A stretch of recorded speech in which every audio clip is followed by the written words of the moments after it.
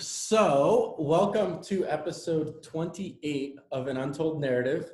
In the room with us, we have Suzanne Oude Hengel. Hopefully, I'm saying that correctly. She is an unbelievable knit innovator and surrounds herself with textiles on a daily basis and has done some really remarkable things. And even being part of Construct 161.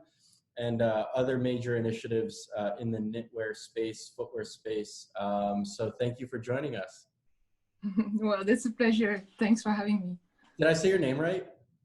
Yeah, kind of. It's Suzanne Oude Hengel. Okay, so close. It's not too far off. Okay, I'm happy. I didn't butcher it completely. No. Where are you? I'm in my studio in Arnhem. So I'm based in the Netherlands. Yeah. Yeah. Are you originally from the Netherlands? Yeah, I'm Dutch, but I lived a bit all over the world, and I grew up in France mostly, but as well a lot in Asia. Yeah. So let's backtrack to your early days. Talk us through kind of in those grouping periods of like how long you lived in France, and then I didn't even know that you lived in Asia. No. No. Oh, so I was born in the Netherlands, and then when I was two weeks old, my mom flew back with me to Bhutan, which is a very small country in the middle of the Himalaya. And I lived there for my first, I think 4 years. Yeah, for my first 4 years. And then we stayed, I think, a few months in the Netherlands, and then we moved back to Asia, but this time to India. So then I lived until I was 7, so another 3 years in India. And my mom did homeschooling at that time, so I learned writing and reading with my mom. This is amazing. Do you remember that? Yeah, India more than Bhutan. Sure. But I think it really influences a lot of what I do now, and a lot of the color use as well. I do. I think it's like no idea. What did your mom do, if you don't mind me asking? Well, my mom just was taking care of us because it was me while being two weeks old in Bhutan, and my sister then when we moved to India, I think she was like maybe a few weeks old as well. So she had like 2 kids to care about. That was basically what she did. And of course she needed to teach us as well, because so my mom was basically at home, but my father, he's an engineer in tropical engineering. So he had like projects and contracts. So he worked together with farmers. So those were contracts of 4 years for Bhutan and then 3 years for India. And he was helping farmers to set up irrigation, or to set up like better planting to feed the cows or the animals, that kind of stuff. Yeah. That's amazing. Yeah. So and then when you were 7 years old, you moved from India. When I was 7, we moved. They were kind of fed up with this like kind of traveling on project, and they were having 2 kids. We were growing up, so they kind of wanted some stability as well for us. So they moved back to the Netherlands, but they couldn't ground anymore, like they were so like they didn't like it how busy the Netherlands was, and etc. So, and they had this kind of dream that they wanted to have their own farm. So then they were searching, where can we buy a farm? And of course, there was not in the Netherlands, because my parents are not super rich, or not rich at all, but they couldn't buy that because it's a very small country. And yeah, then they searched. It was either going to Denmark or to France, and then they bought like a little piece of paradise in France, where they still live. Yeah. Wow, that's awesome. What part of France? In Normandy. Yeah. Which Yeah. is where? Uh, so it's in the northwest. Okay. So you have Bretagne, which is like the big triangle on the side, and then you have a smaller one, and we live there. Yeah, yeah, yeah. So then, well, I lived there. I went there when I was 8, and I lived there until I was 20. And then I moved because of my studies. I wanted to study product design, and I moved to the Netherlands because I thought it was better in the Netherlands. So yeah, that's what I did. So, how did you discover? I usually try to ask this question of like, how did you discover that you wanted to get into product design or a creative field or? Yeah. Yeah, I think from a young age, I was always like doodling and like, we call it knutselen. So it's like pieces of paper or coloring or, like drawing. I was always doing that kind of stuff. And then when I was at high school, I studied fine arts, but then it interested me, but I thought it was too like abstract and too like, and how, yeah, what is the purpose really? I mean, there is a purpose, but I wanted to do something that had a functionality to it. So then I did like a kind of different, like a foundation year, I think you call it, to move to more like applied arts. And then then I really got in love with more textiles.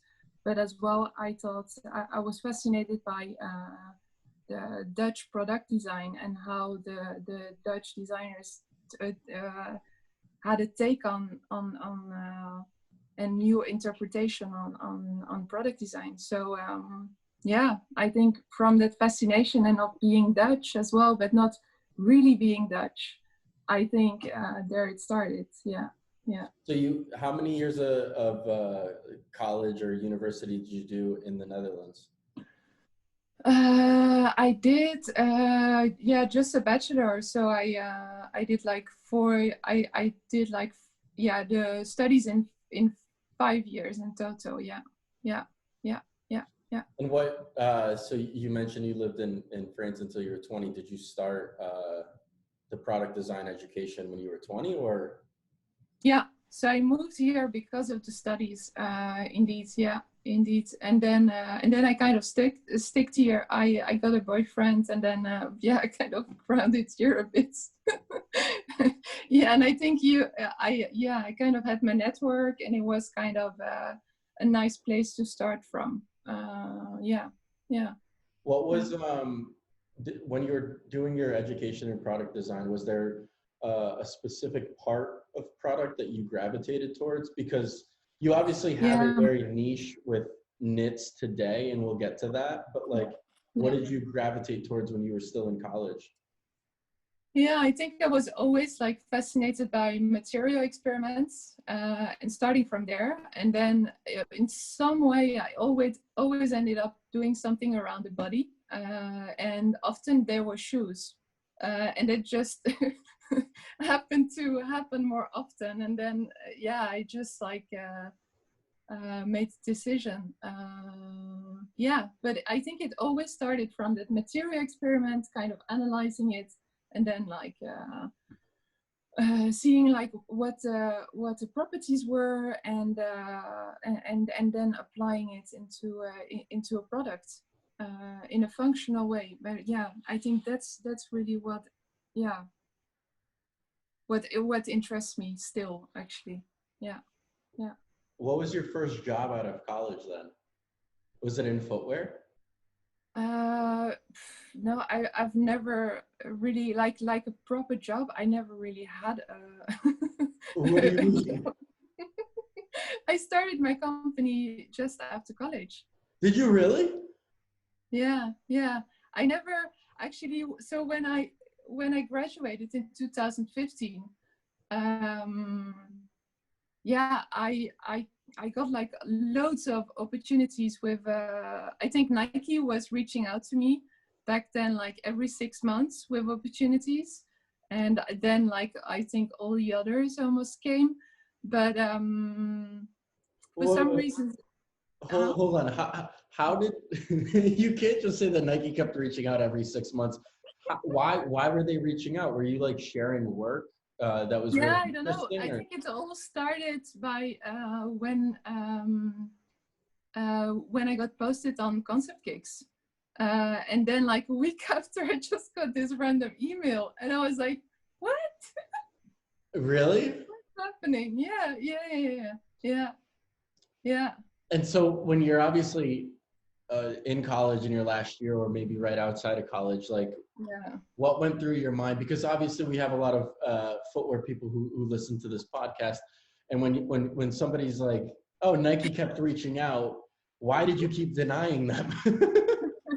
Well, I think it was, so I think I had like I think I had 6 opportunities, something like that with them. And I think half of the time I denied and half of the time they denied. So I think with these kind of opportunities, it really needs, all the stars kind of need to be aligned that it works out, and otherwise it doesn't. And I think I was at that time as well, how to say, I just graduated. I had like a certain amount of knowledge in knit, but I didn't have the knowledge that I have now about like the programming and the machinery and all that kind of stuff. And that was as well what they were asking to have within those, like within those jobs. And of course I couldn't compete some of the times. And some of the times I thought like, yeah, but this job is not so cool. It's just not, So were the positions based locally in Amsterdam? Because I've heard that they have an office in Amsterdam, I think it is, but I don't know if it's around product or if it's more marketing or whatever. No, indeed. I think it's more marketing and maybe like a little bit of changing the colorways and that kind of stuff. No, my position, so that first position was in Portland, and then there were, they have like a hub as well in London, in Hackney. So that's like the Flyknit hub. And yeah, those were for those positions. And I think some in Portland then after as well. But yeah. Was it encouraging to like keep having these conversations, because it's obviously one of the biggest brand in the space? I mean, you must have had some confidence building up. Yeah, I think it was very flattering. It was it was very nice because your work is valued and you're seen, and that gives like a good boost, of course. But equally, it was disturbing my world every 6 months. So every 6 months, I would be like, oh my God, we're gonna move. And like my boyfriend, he was at some point just like, he was like, I'm not listening to you anymore. I'm only listening when it happens. I was driving him mad. And so in between that time of these conversations with brands, you were working on your own business, right? Yeah, indeed. And I was starting as well, like to gather more knowledge. So I did I did an internship, I think in 2017 at the Textile Museum, where I still work, to gather more knowledge. And I started doing trainings as well, I think in 2016, to get to know those industrial machines, which for me were, that was very important. And so it's still, for those that don't know, like what is your business? What do you offer people? What do you offer your clients? Obviously you just touched on, the instruction or the education part that you're still continually growing with the museum. But like, what is your business specifically? So what I do is, I think personally for myself, so I develop projects that I really like, that I research, and I think that attracts people to me. But what I do for businesses is that often they come with a question, or they want to dive into to knitting, but they need like a kind of somebody that translates, or like a consultant, basically, right? Okay. And it could go from only like the technical side, but as well more the like the design. And often it's that part, like, because I'm designer first, and then I have like technical skills, and I think that hybrid really makes me different than a bunch of other people. And that's what I do. So that's basically my service. And so, I mean, your business is still fairly young. I mean, you're talking, 2016, 17, 18. I mean, it's only a few years old. And what I understand is you actually have other assistants or people that work with you on your business. Do you ever think about this, like how scary it is to have other people like working with you and like trying to make enough money, or is it just because you're working on projects that you love all the time that it comes naturally? I think I just realized as well that I can't do it all on my own. If I want to keep like growing in the programming side and in the technical side of things, I can't like manage a business or the yarns and research everything. So it's more coming out of a necessity. And I think no, I'm not too worried. No, it doesn't worry me. I think it really just gives me like a drive and an impulse to continue and to go on. Yeah. That's awesome. Yeah. But it's a risk. Yeah, you're right. I mean, but it's like that's entrepreneurship, right? I mean, it's all the risk. Otherwise, you wouldn't do this. Do you think that you could ever, and I know, I'm sorry, I'm just keep rambling questions that I don't have these listed. They pop no, it's fine. Do you ever like consider, like, now that it's been a few years since these people reached out, but do you ever consider like not working for yourself, or is it something that you're just so passionate about that you want to continue it? It's funny because this morning I talked with Martin Salier from he's working at Trading Pieces. And we had the same talk. And he was like, Suzanne, you're crazy. Like, why you're not considering those things? You could you could do both. And I'm still getting offers. So I think last week I had another offer. So that still keeps popping in. I don't know why. Well, it means you're doing something right. And so I know we're still early in the conversation, but for those who do listen throughout this, make sure you go follow Suzanne's journey, because it's a unique part of the industry that a lot of people don't think about, like material innovation, how you can differentiate, the form or the structure or the pattern or the colors based on machines and thinking about it differently. It's really beautiful. No, true. But well, he got me thinking. That's actually my point. He got me thinking, and I was like, maybe there is a way to combine this all together. And I think at some point when I'm grown up, I would like to at some point live in Portland. I think I would want it. Okay. So for all Nike or Adidas or any footwear companies listening to this, maybe one day you have a shot. But I think it needs to be the right one. The right fit. It sounds like previously it wasn't the right time, but based on your experience. No, I don't think it wasn't. No, I think it was just too early, and I think it was actually as well a bit weird when I graduated, because I was kind of put outside in the world, framed as she's the knitting queen and she knows everything. But actually, I didn't know much back then. I needed to learn it all, and I think I'm getting better at it, and I'm having more knowledge, more and more. But that just takes time. It's not, and you need to put the effort and the work, and You mentioned ConceptKicks a little bit earlier, and so today you're an author on ConceptKicks.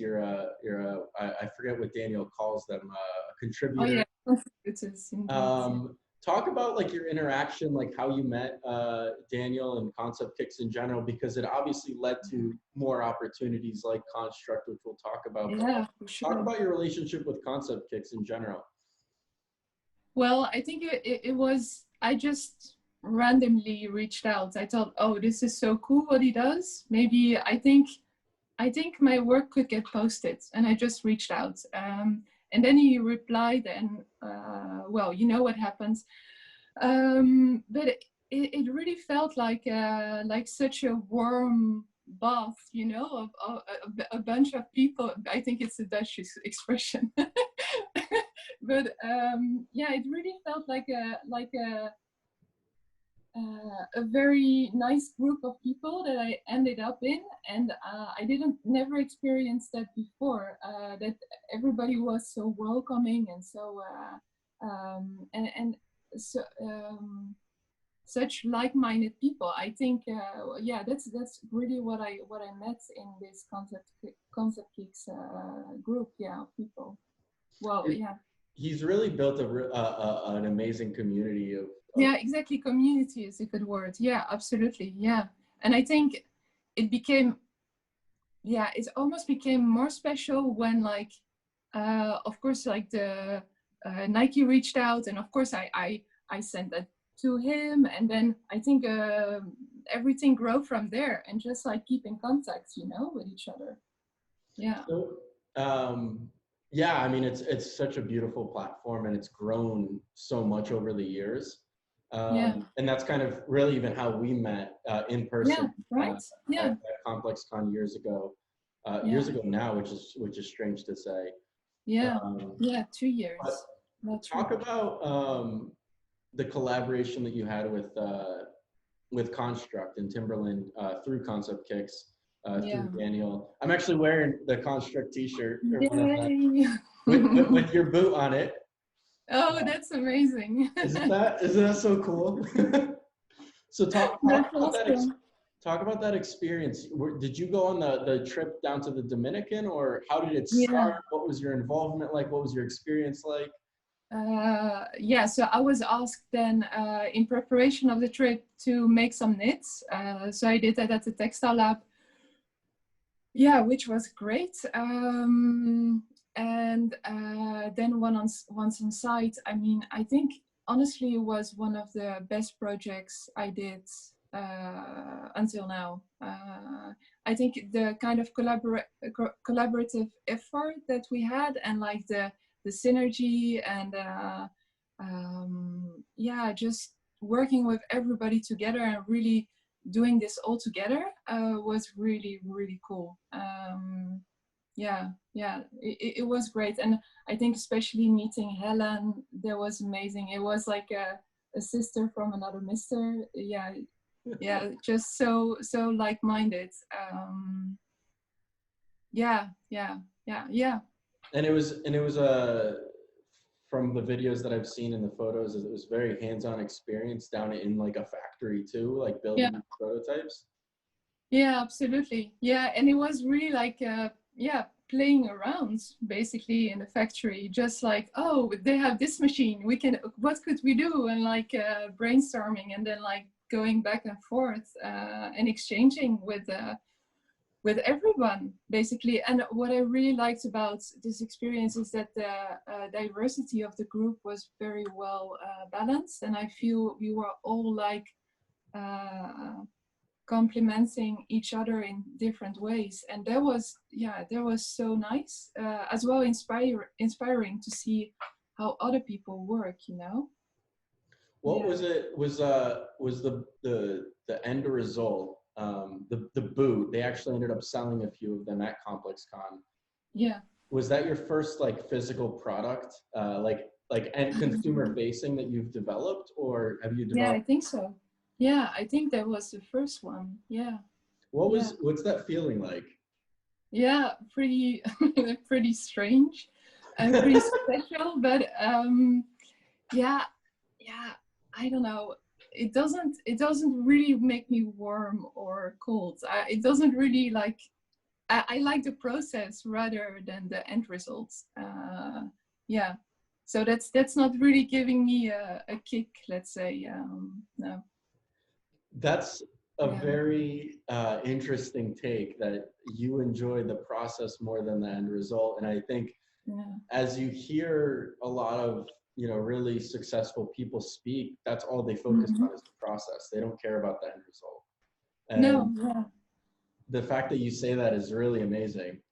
Yeah, but I think that's the reason why I do what I do, and I focus more on research. And I have a hard time when companies only want the end result, because then all the joy for me is taken away, and I need to sacrifice a lot. But yeah, that's sometimes just the reality, you know. Yeah, that's how it is. What are you mentioned that this experience was probably a big highlight of yours. What are some other experiences that you've had that you really have enjoyed, or maybe something you're working on? Well, I think it's something that I'm working on right now. It's for I can't say too much. Okay.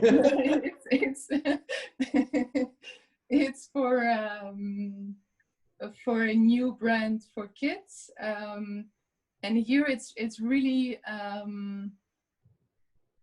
it's really more about the exploration, and basically the founders really wanted me to do me. Basically, I'm my own muse for the project. So it's amazing. And on this one, I work together with Suzanne Oude Hengel, and that's absolutely amazing. It's really, really cool to work with her, and a very nice collaborative effort. So that's gonna lean up to more, I feel. So I've experienced something similar in like working as two separate entities, but working with friends, you can say, of like, you know somebody, whether that's through ConceptKicks or through the internet, and then they work for a different company, and then being able to work with them. You know, I've experienced that personally through Vibram and other brands. And it's, to me, they're the best projects, right? Because you're working with your friends, and who doesn't want to do exactly. So is Suzanne somebody that you've met through ConceptKicks, or how did you guys interact? Obviously, she does her own amazing work as a designer. And, I should probably bring her on the podcast. Well, Suzanne, it's funny because I feel I know her since ages, but she's one of the only one, like the gatherings that we have at Linea Pella. She's one of the only ones over like the last 3 or 4 years that I was reaching out like, hey, are you in Milan? And then she said, no, I'm flying off tonight. And then like every year the same thing. And I was like, damn, we're never gonna meet. And Daniel and David were always saying like, oh, you would get so well along. And I was like, yeah, for sure, I think so too. And then this project came along, and we really did. But we never met for real. So it was kind of like, how is this gonna work? It's amazing though, because even in a lot of the guests that I like to have on here are people that I've never met before, or I've only met through the internet, and we've only like either sent a couple DMs or whatever. And it's funny because you can gauge, even just through those little instances of interaction and conversation, how authentic somebody is. And it's in a world that's so digital, you wouldn't expect that. That you'd be able to tell somebody's personality through a phone screen. But absolutely. Sometimes it's just like, I don't know, a vibe or a connection, or I don't know what it is. So when are these when is this product releasing that you're currently working on that we can look forward to? Well, I don't know. Okay. All right, we'll stop talking about it. No, I think in the coming months. Okay. Months. Yeah. What are how has, I mean, we talked about it a little bit offline before we started this recording, but how has, Mhm. if at all, has COVID impacted you and your business, or, you know, any part of you in general? You know, obviously we're Mhm. still in it and it's not over. Mhm. I think the world's kind of started moving on regardless and started trying to Mhm. pick back up steam, especially in the new year. But how has it affected you last year? Um, yeah, I think like I like to be pretty well organized, and then like all my planning, everything was just smashed away. Um, and that's kind of like, but like I didn't have any projects cancelled or stuff like that happening, more like postponed. So I think my business hasn't been affected like financially at all. It actually has grown, but I think it's more it's more the kind of effort that you put in and the things that the balls that start rolling, you know. But yeah, it just gave me some time to reflect, you know, and like to readjust my goals and to move towards them.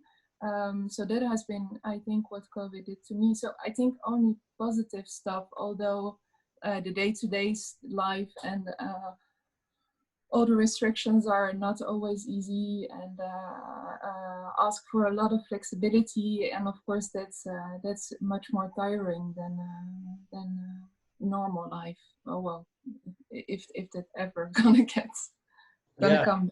Yeah. for sure.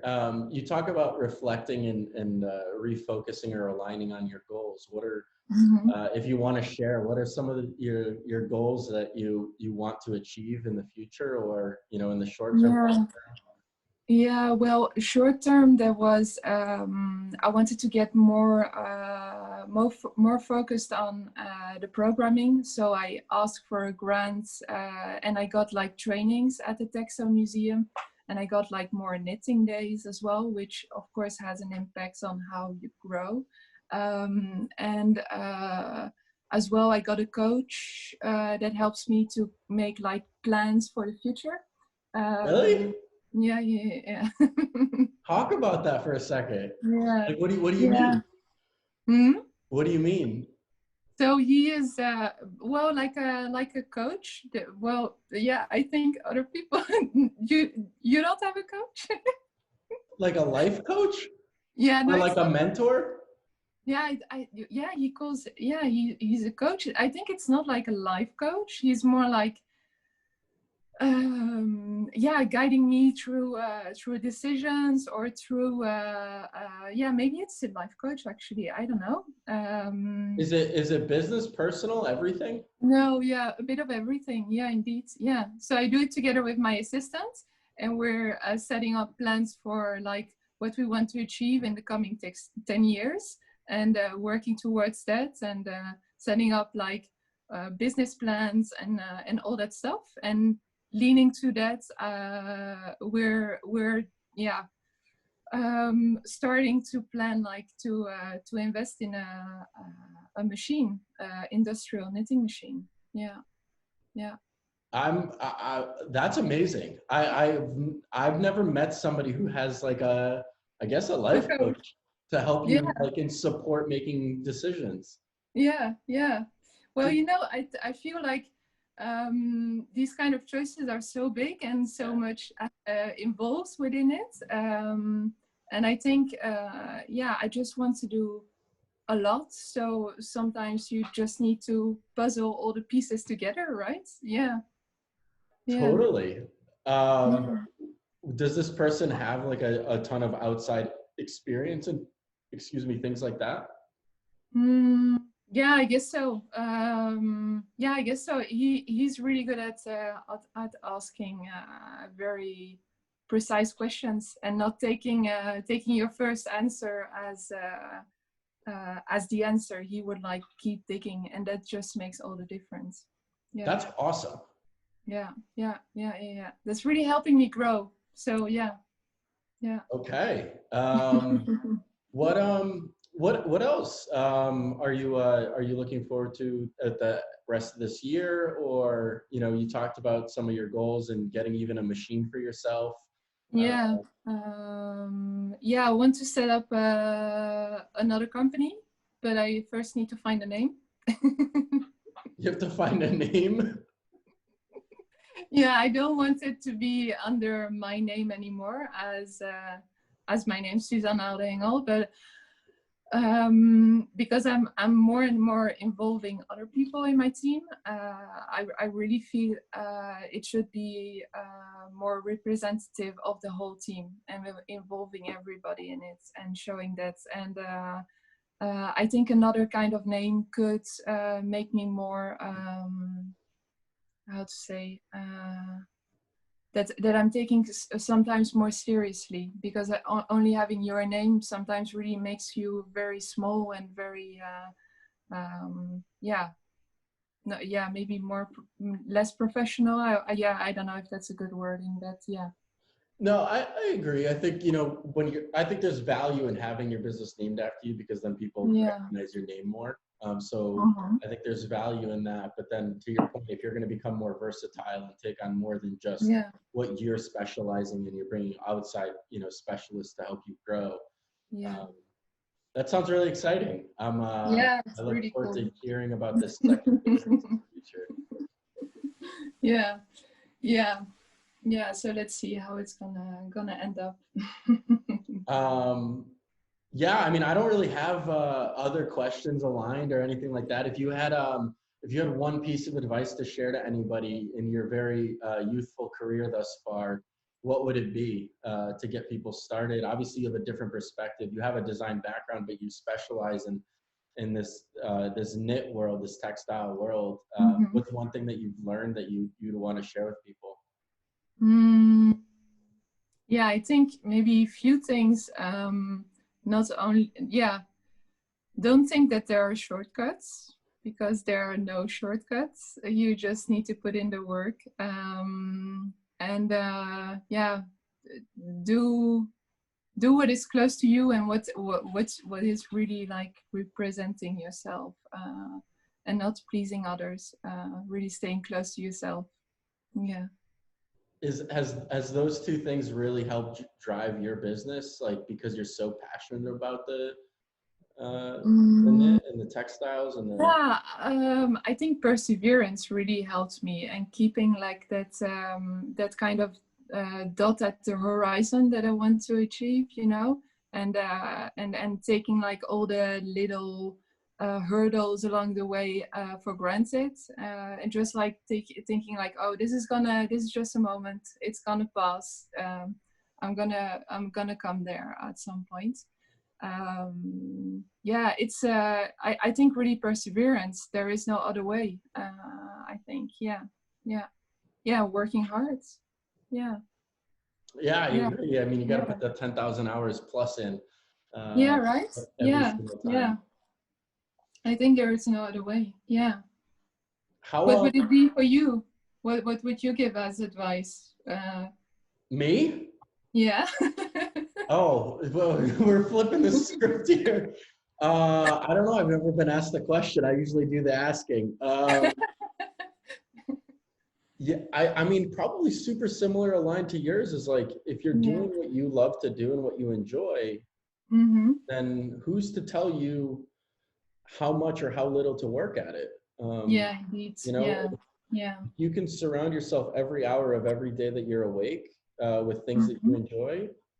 Life's going to become a lot happier. And indeed. I think in 2021, 2020 even, we're surrounded by such technology, and the internet is a beautiful place where anything is possible. If you want to work for yourself, if you want to flip sneakers and make $1 million, if you want to, you know, anything is possible. It's just, it has to align with what you want. And if you want to work for somebody 9 to 5 and that makes you happy, then great. Yeah, indeed. Yeah, you just need to find your way and what fits you, right? And that's the complicated part. Figuring that out is the hard part. Yeah, exactly. That's a complicated one. Yeah, for sure. Yeah. Well, that's all I have. Thank you so much for joining us on an episode 28, I think it's going to be, of An Untold Narrative. It's I can't wait growing to get fast. 100. Yay! Also, where can people find you? On Instagram, I guess. That's the I'm main still area. working on my website. Well, that's a goal as well. So I try to do a little bit of research before we start talking, and I went to your website and it was just one page. Yeah, it's horrible. It's horrible. I think it's one page since I graduated. So this year it's gonna happen. This year it's gonna happen. Lock it in, people. It's gonna happen. But follow her on Instagram if you want to be inspired. The color palettes, the way things weave in and out. Really a different perspective to footwear creativity as a whole. So thank you so much. Well, thank you.